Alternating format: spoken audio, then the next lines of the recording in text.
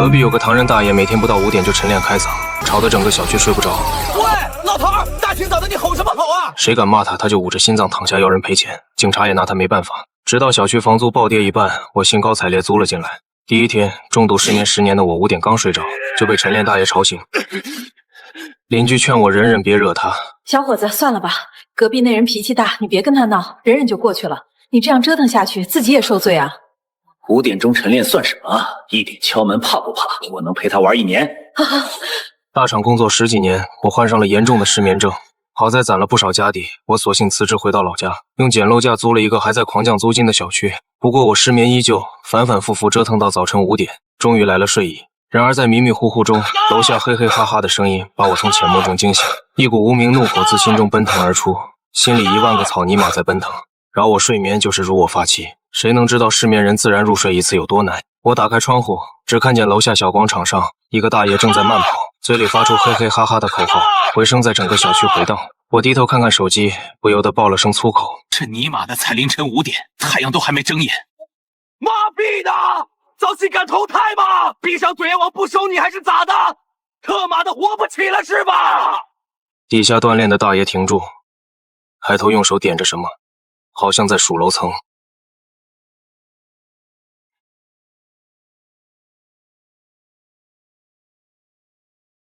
我看见就是你，开门！刚打开门，一股韭菜恶臭就从大爷嘴里扑面而来。刚刚是你骂我！你谁啊？我楼下晨练的。你别不承认，我数楼层了，就是你。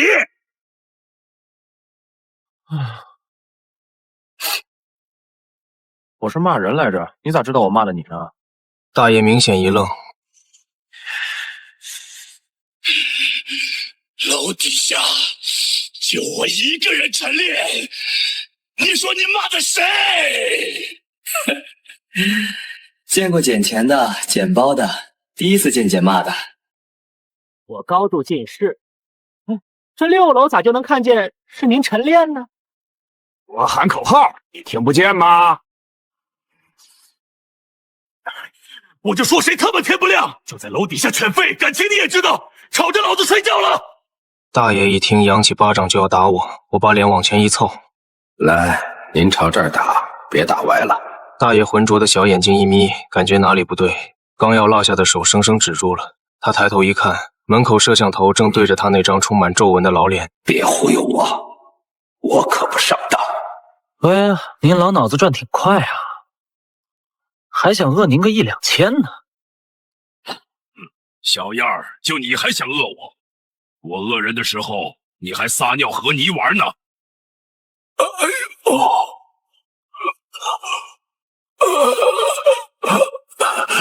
我心脏犯了，你别想跑。大爷，这摄像头带录音的。行，你小子有意思，大爷，我记住你了。说完噔噔噔就下楼去了，边下楼边嘟囔着要我等着之类的。大爷走后，我也睡不着了。辞职回家后，暂时也没找工作，大厂上班攒下来的存款，吃利息也够我生活的不错，所以也不急。我外卖点了早餐，正吃着，门又响了。原来是对门阿姨。早上你惹老里头了？老李头，哦，你说那个一大早自己溜自己那个大爷啊，他扰民，我骂了2句。你啊，可别惹这个老鬼，咱这边吃亏的可不少啦。然后阿姨还绘声绘色地诉说了老李头的光荣事迹。老李头原来也是在这租房的，一开始在房子里来回跺脚唱歌，周围邻居和房东抗议，房东退他钱让他走，他赖上了撒泼打滚就是不走，说他有心脏病，出门就犯病，谁拖他出门他就找谁要医药费，闹得楼上楼下左邻右舍都搬走了。他一看周围没人听他闹腾，于是开始晨练扰民。大爷，这么吵我们都睡不着，您能不能小点声？这地儿是公家的，我爱怎么练就怎么练。后来晨练扰民满足不了他，他开始调戏院子里的女性，大到大妈，小到小学生，不挑年龄。其中有一个租在地下室的高3女生，被老头爬窗户偷看洗澡，洗到一半，女生抬头惊恐地看见窗户缝里一个猥琐的脸看着她。女生情绪崩溃抑郁，高考也没参加，家里原本也不想让她上学，就把她抓回老家嫁人去了。人小姑娘一辈子毁了，老头反而什么惩罚都没有，还天天在外面炫耀他看了多少次。女生身上各个部位如何白嫩，小区里的人都逼她如大粪狗屎。老头见没人理他，又开始在电梯里找落单的小女孩，摸脸掀裙子，被几个家长揍了好几顿，拘留几次也不管用，反而变本加厉。因为这一个祸害，导致整个小区人心惶惶，甚至连房价都下跌了很多。小伙子，我看你这么年轻，还有大好前途，换个小区租房吧。失眠带来的暴躁瞬间占据了我每个细胞，反正换哪儿都睡不着，在这还有事可干。他5点晨练算什么？一点敲门怕不怕？我能陪他玩1年。白天多少补了一觉，晚上又开始辗转反侧，脑壳子里似有千军万马在交战。无奈煎熬到早晨5点，窗户外准时传来了楼下嘿嘿哈哈的声音，我顿时来了精神，穿上运动服，出了门。我下楼后跟在了大爷身后，大爷边走边扩胸，发出杀猪般的喊叫。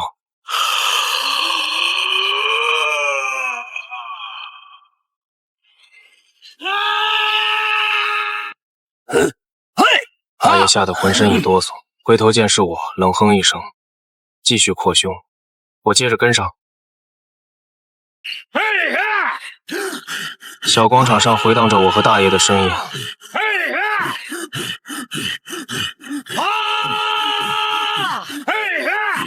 我仍跟在大爷身后，沉溺在自己的歌喉中。我来到你身边。你跟着我干啥？我没理他，继续唱。大爷愣了几秒钟，反应过来我好像在骂他，扬起手来就要打我。我大喜，急忙把脸凑上去。老子晨练碍你什么事儿啦？你练你的，挡我前面干嘛？大爷气得脸色涨红，扭过头去继续晨练，跑得更快。可他哪有我跑得快？我们维持着直线距离不到1米，他喊啥我跟啥。今天早上小区格外热闹，原本是大爷的独唱，结果变成了2重唱。我记得阿姨说，大爷每天早上会围着小区快步锻炼5圈，历时1个多小时，直到把整个小区所有人吵醒，他才安稳的去买早餐。今天他就转了1圈，就气冲冲的奔早餐摊去了。大爷，咋今天就转1圈呢？是不是年龄大不行了？虚了？正在喝豆浆的大爷一口喷在桌子上，伸出1根食指指着我，半天没骂出来，扔掉吃了一半的油条，气冲冲的就回家了。我等着！我只是笑笑没说话，一直跟到他楼下，看他去了几楼才离开。回家楼道里又碰到了阿姨，她拉着我关心地说：“今天和牢里头对上了是吧？我说早晨咋10几分钟就没动静了？你可得注意点啊，我家里都不是好惹的东西。”别担心，疼的怕愣的，愣的怕不要命的。第2天清晨，大爷竟然4点半就下楼了。躺在床上的我心想，这是要给我上强度。他不知道我这个点精神正好吗？直到大爷看到我又跟上他，回头冷笑：“小伙子，老年人比不得你们年轻人睡觉少啊。”没关系，大爷，早睡早起身体好。大爷哼哼2句就开始嘿嘿哈哈，我跟在他后面。大爷，今天怎么喊得有气无力的？是不是尿频尿急尿不紧，断断续续没睡够？大爷身体明显僵了一下，但依旧嘿嘿哈哈，还故意提高了音量。大爷，您刚才这声喊的有点短，根据中医判断，您的肾儿可能出问题了，得多吃烤腰子。哎，这声喊的不错，但好像肺里有杂音啊，是不是扁桃体进水了？继续喊啊，别害羞，你不喊我怎么给你诊断？大爷这次1圈也没转下来，就去早餐摊了。结果早餐老板还没来，大爷就在寒风里等。大爷，吃这个不好，那边烧烤摊还没关门，我给您烤俩腰子带上。你别跑，我心脏。我马上打了120，然后骑在大爷身上就给他抢救。你可千万别有事儿，我还没玩够呢。大爷反抗不了，被我砸得直咳嗽，快翻白眼了，直到救护车来了才得救。这小子害我犯的心脏病，我要他赔钱。结果警察一调监控，我离大爷1米多，一点接触也没有，甚至大爷跌倒了，我还积极抢救。监控拍得很清楚，您是自己摔倒的，这不属于碰撞事故，所以我们不能立案。呸！你们是一伙的！明天我就去警察局闹个清楚。大爷，您要是这么闹，可得关进去待几天了。不过这几天伙食不太行，只有素菜馒头。一听拘留所伙食下降了，大爷顿时就不闹了，只是恨恨看着我。见大爷不开心，我就开心的回去补觉了。还好我抢救及时，不到1天大爷就痊愈了。因为第3天早上大爷4点就出门了，我兴奋的跟下去。你不睡觉吗？啊，您咋知道？他今天不晨练了，在小广场上拿棍子咣咣砸健身器材，声音刺耳，在整个小区回荡。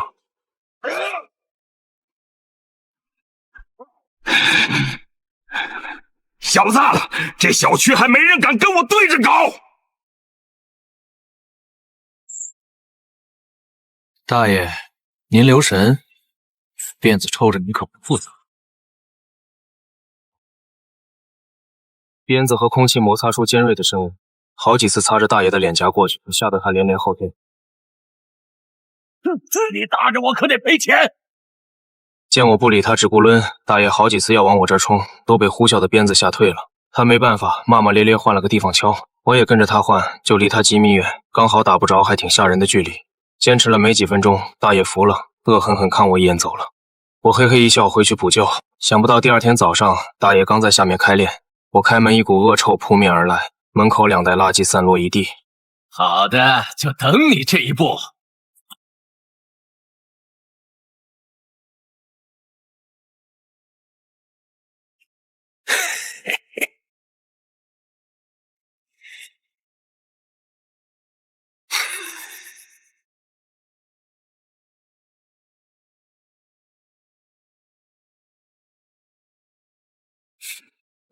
小赤佬，你疯了吗？又不是我扔你门口的！我啥时候说是你扔的了？他急得跳脚。那你为啥扔我头上？我则是有样学样的撒泼。那你为啥不让人睡觉？大爷被我的话噎住了。我要报警，抓起你来！不一会儿，2民警看着一身垃圾的大爷。要是我们受过专业训练，一般人哪经受得住这种考验？实在对不住了，大爷。本来想彪子配好酒，垃圾配老头，也没想着您不乐意呀。那我祝你长命百岁吧，千万可多活2年。然后民警象征性教育了双方一顿就走了，气得大爷嗷嗷叫了半天也没人理他，悻悻地回家了。当天我就被拉到一个群，群里都是小区深受其害的业主，竟然有好几百人。我刚进群，里面就疯狂起来，群里消息疯狂跳出：小伙子，你给大家出了好大一口气。就是啊，有对象了没？大娘给你介绍。我捧着手机葛优瘫的看着信息，这老不死的骚扰我闺女好几次了，揍他也没用，还是你这个办法好。看着信息，我不由得嘴角一翘，我都录下来了。每天我都剪辑一份发网上，让大家看看现实的英雄。直到一个美女头像的微信加我好友，聊天框里出现一条信息：小哥哥，你就是我心目中的英雄，有空吗？出来喝咖啡啊。我眉头一皱，葛优瘫的姿势一变，翻了个身，心想，让我这个失眠患者喝咖啡，这不要命吗？直接拉黑。群里又有一个人说，小伙子小心点，这老东西还有个儿子在外面做买卖，比他爹还混账。看到群里大家的发言，我心潮澎湃，手指敲击屏幕，回了一条信息：放心各位，我没对象没工作没房子，谁来我也不怕。我心想着，既然大爷都打到门上来了，我也要主动出击了。凌晨1点，我敲响了大爷的门，里边没动静，我加大了砸门力度，反正上下左右的都搬走了，也不怕扰民。砸了10几分钟，里面终于按捺不住了，门里面传来叫骂声：小王八犊子！大爷，时间不早了，该起来晨练了。才特么一点儿，你是不是有什么大病？哎，对了，大爷，你看的真准，你是不是原来街边卖药的？你再瞧，信不信我儿子来了，拿刀砍死你！你咋这么暴力呢，大爷？再说这时间也不早了，你现在不起床努力，将来怎么能有出息？等大爷要发疯开门的时候，我一溜烟跑了。然后凌晨2点又回去敲一通，给大爷上课。然后是3点，我对这项活动乐此不疲。结果今天大爷没晨练，我躺在床上，心里感叹道：哎，一点也不努力。枕边的手机疯狂震动，群里又炸锅了。卧槽，老不死的没晨练，不会是死了吧？谁也别报警啊，让大爷臭那儿。我操，我都醒了，结果这老不死的没练。我就这样坚持了1周，凭一己之力让小区恢复正常。别说，有那么一瞬间，我都觉得自己是英雄。这天傍晚，我出去买饭，被大爷堵在门口。他后面站着一个花臂光头的大胖子。就是这个小崽子，儿子给我削他！我整了一下胸前的运动记录仪，微笑着面对风雨。花臂男见我有摄像头，生生把抡起来的巴掌放下来。就特么你惹我爹！啥？我是你爹，我才30多，没你这么大儿子。哼，别耍嘴皮子，老子不吃这套。30多，总该有孩子了吧？上幼儿园还是小学？信不信我？我没孩子。哼，没孩子，那有对象吧？信不信我？也没对象。花臂男明显一愣，开玩笑，大厂熬的头发都掉一半了，上哪找对象去？花臂男人愣在原地，回头愣愣的看看大爷，大爷犹豫着点头。这小子是自己住这儿的，也没见有对象孩子。大爷眼神真好。行，算你光棍，你总有工作吧？信不信我？大爷，你见我上过班吗？也没见这小子上过班儿，30多还没对象，没孩子，租房还没工作，你他妈混得比我还差！哼！我爸就爱晨练，你再敢跟着他，我削死你！好的，都录下来了。发给群里那位有账号的传网上，都快成一个连续剧了。两人没讨到什么便宜，骂骂咧咧走了。果然第2天，花臂男就跟着他爹出来晨练了。我带上记录仪就出门了。花臂男本来就没睡醒，实在忍不了了，一脚踢我身上。我本来就有防备，顺势躺下了。周围几座居民楼瞬间灯光大亮。打人了，快报警！出人命了，我们都是目击证人。对，我看见了，看见了。不一会儿，警察就来了，上百位业主把我们围了个水泄不通。怎么样？用不用叫救护车？头晕，想吐。马上叫救护车，可能是脑震荡，我就没提着你头。花臂男冲上来又要揍我，被2民警一个擒拿，把他摁在地上。一群人纷纷作证，证明花臂男把我打得快死了。大爷捂着心脏躺在地上，一个理他的人都没有。一套折腾下来，花臂男赔了我5000块钱。我把5000块钱都换成开心果，放在门卫那里，在群里说让大家自己去取。几乎整个小区都乐开了花。据说当天晚上，大爷就气得差点心梗，被救护车拉去了医院，住了半个月。他那好大儿伺候了1周就受不了了，花钱找了个最便宜的护工，自己溜了。大爷住院当天晚上，小区业主自发购买了烟花爆竹，好好庆祝一次。就这样好好消停了半个月。这时候我的离职补贴下来了，补贴50多万，确实良心。我当时就联系了存款银行，问有什么好产品。鉴于我在那边的总资产已经达到最高级别 VIP， 这个小网点的行长表示要亲自接我去那边办理。我拗不过热情，只能同意。第2天一早，银行的车就等在楼下，行长和客户经理穿着得体的工装微笑等我。我为了显得正式一点，也穿上原来面试用的西服，和行长的工装有点撞衫。余光里看到大爷在不远处死死盯着我这个方向，我没理他，上车就走了。车窗外，大爷骑上电3轮，跟着车飙起来。司机看着后视镜，还惊了一下。我靠，后面这老头骑3轮还能漂移呢！银行办业务很快，没有半小时我就办完了。行长又把我送出门，微笑与我道别。我还没出大门，就听见一声凄惨的嚎叫从银行门外传来。恶气领导欺辱百姓，殴打辱骂高龄老人，半夜敲门扰民，屈不到天。江西为成年少女逍遥法外，天理难容。大爷不知什么时候连横幅都写好，拉在自己电动3轮车上，自己跪倒在银行门口哭嚎着。大家评评理，就是这个人在大银行里当差，打我骂我不让我睡觉，还挑衅侵犯我小孙女，到现在都逍遥法外。说着还捂住心口，装着痛苦。把我气到心梗，住院，这是我的住院证明。大爷顺势把兜里的病历高高举到头顶。这种人工作的银行，你们谁还敢把钱存在这里？老百姓就没有地方说理了吗？围观的人越来越多，银行行长急了，上去就拉大爷。大爷，您认错了吧？这位是我们的客户，不在我这儿工作啊。大爷一把推在他胸口，随口一句，都是你单位的人就不用负责了吗？我看你都开车去接他，肯定是你们领导穿的都一样。围观众人交头接耳，甚至有人举起手机拍视频。看这老头真可怜。如果是真的，这社会也太黑暗了。是啊，银行领导就能无法无天了吗？本来就是个服务单位，本该为老百姓服务的。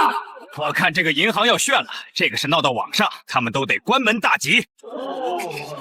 行长多年从业，相当有经验，扭头低声对旁边员工说去报警，然后准备把大爷拉到办公室里。大爷挣脱他的手，别想大事化小，息事宁人，我不吃那套。有事现在当着大伙的面说清楚，给我老人家一个说法。大爷满脸愤怒，眼神看着我却透露出丝丝得意。我眼看气氛差不多了，走上前去。大爷以为我要劝他，刚瞪圆了眼睛要喷我，没想到我扭头对围观众人说：大家可以录像，但千万不要发到网上，传播谣言可是要负法律责任的。一会儿警察来了，大家可给我作证。大爷见我如此有恃无恐，指着我鼻子骂：你当大家都是瞎子吗？死到临头还嘴硬！我给你两条路，要么在这辞职赔钱，要么我就一直往上告，告到你被辞退，然后还得赔我钱。当然还有最后一条路，你搬出小区，再也不来找我麻烦，之前的事就一笔勾销。从大爷的眼神里我能看出来，他十分想让我选最后这个。可没等我想明白，民警已经到了现场，一看还是老熟人。民警无奈地上前到大爷身边：大爷，今天这是闹哪儿出啊？我看今天你们还怎么袒护他？这小子让我逮到了，他就在这里上班，这边领导都开车接他。今天不给我个说法，晚上我就住在这儿了。两个民警面面相觑，又看我一眼。我耸耸肩，民警拿出手机跟我要了身份证，查询了1分钟左右。民警走到大爷身边对他说：大爷，我查了，这位同志现在并没有工作单位，属于无业。我都看见了，他从银行车上下来进去了。你们还想袒护他，就没有我这个老百姓说理的地方了吗？我要上访，我要上媒体，我要把你们这些恶行全爆出来！正拉扯着，外面一个大妈拨开人群：都让让，我要进去办业务。今天不把这个银行领导辞退，谁也别想从这儿进去。大妈二话没说，啪啪啪几巴掌呼他脸上。哪儿他妈漏风把你刮出来了？滚一边去！大爷脸上被扇得通红，挣扎起来还想说啥，一看大妈凶神恶煞，直接蔫了。我嘴角一抽，心里嘀咕道：典型欺软怕硬。我在这办业务都快10年了，就没见过这个人。是啊，这个银行从上到下我都认识，没见过有这个人啊！赶紧让开，老子还要办业务呢！大爷愣在原地。不可能啊，我明明看见了。他一把抓住银行行长的胳膊。那不行，你肯定认识他，就算不是你单位的，你也得给我个说法，否则我就让你这开不下去。大爷您这就有点儿。两位民警一人抓住大爷一个胳膊。大爷，您这次事可不小，扰乱公共秩序、传播谣言、寻衅滋事，跟我们回去吧。我也跟着去做了笔录，表示因为大爷造谣，对我的名誉造成了巨大损失，当时就要大爷赔钱。大爷撒泼耍赖，说他没钱。您就在里边待一段时间吧，我们小区可就安静多了。估计房价也能涨回去了，业主们还不得再放鞭炮庆祝庆祝？大爷一听不干了，当时就给他儿子打电话，估计在电话里又被骂了一通，但最后还是要来了2万多块钱赔给我。出了警局，大爷又打电话给他儿子：儿子，你说这办法到底行不行？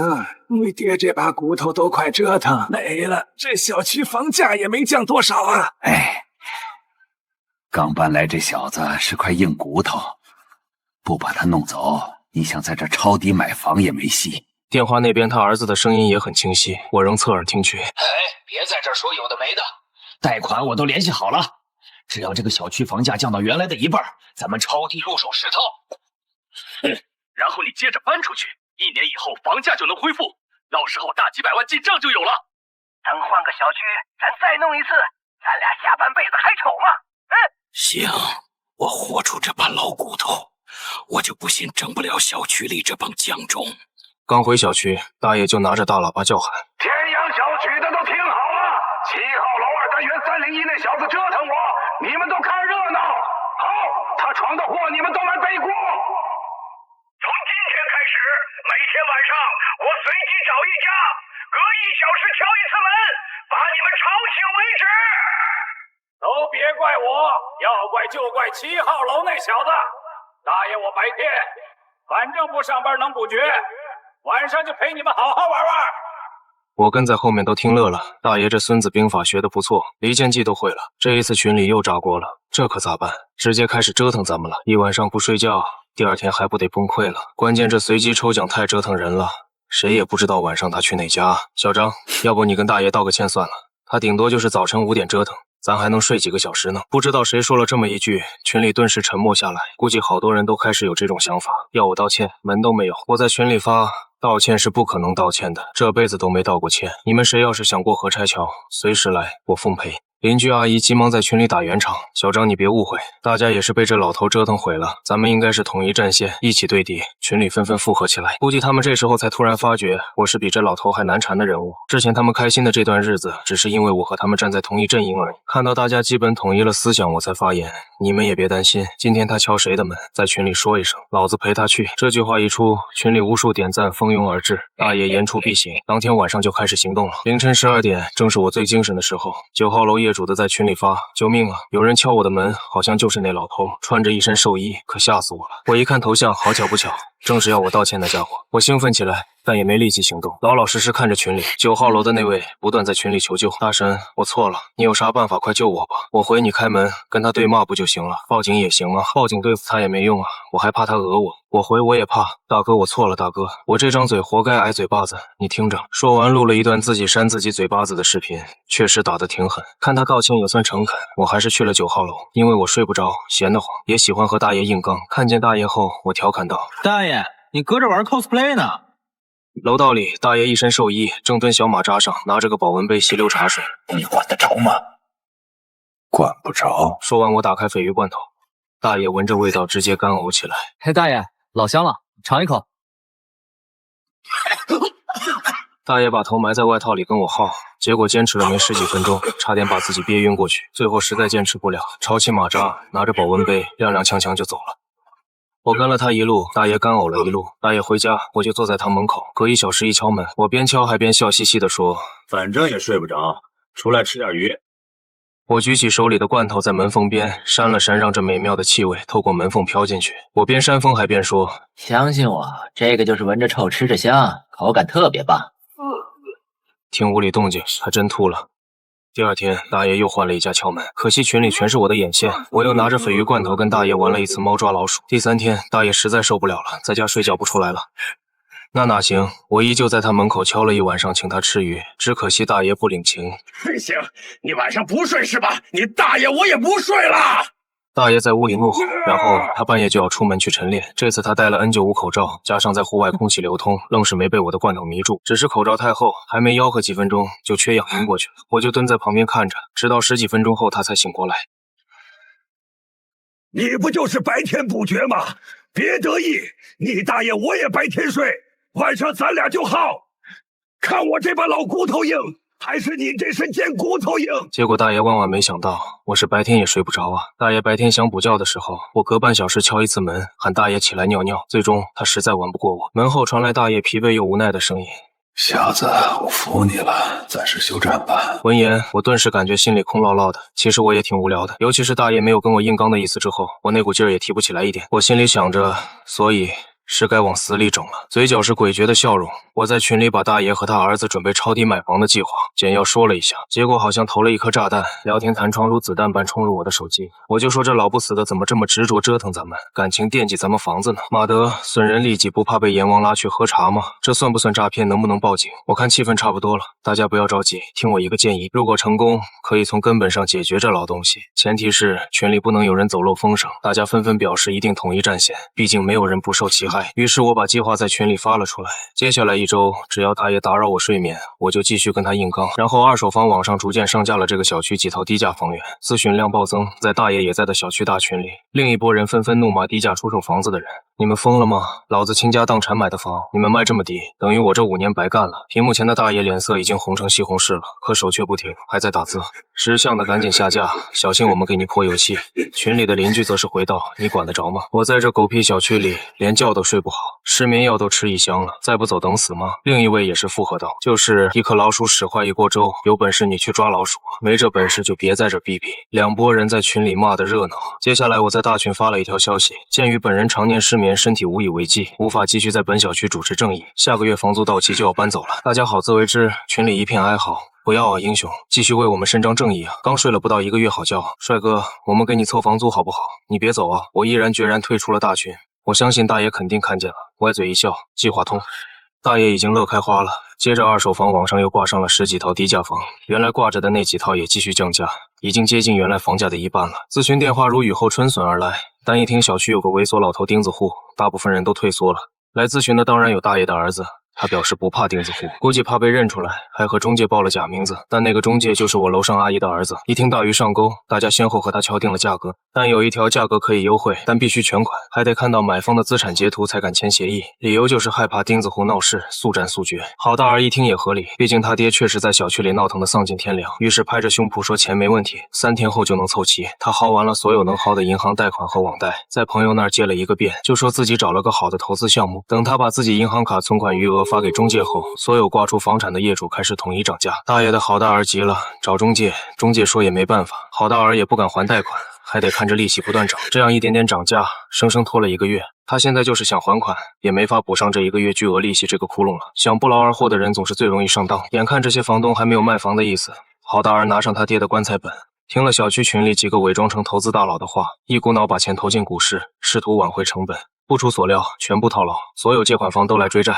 郝大儿和他爹打伤了债主，直接被刑拘，又因为巨额骗贷、借钱诈骗被判了10几年。大爷听了判决，当场晕厥，这次没救好，瘫在床上，嘴歪眼斜，再也不能晨练了。房东叫了警察，把孤寡大爷抬进养老院，靠政府一点微薄的补贴勉强活着。只不过听说天天睡在自己的屎尿里，天天挨打，动不了也喊不出声，窝囊的活完了生命最后1个月。整个小区表现出空前的团结，直接铲除了这个毒瘤。房东一高兴，免了我1年房租。我说我不差钱，反而在这个小区里到处都是对我满满的善意，我竟然能正常入睡了。我还得感谢大爷以毒攻毒，治好了我的重度失眠。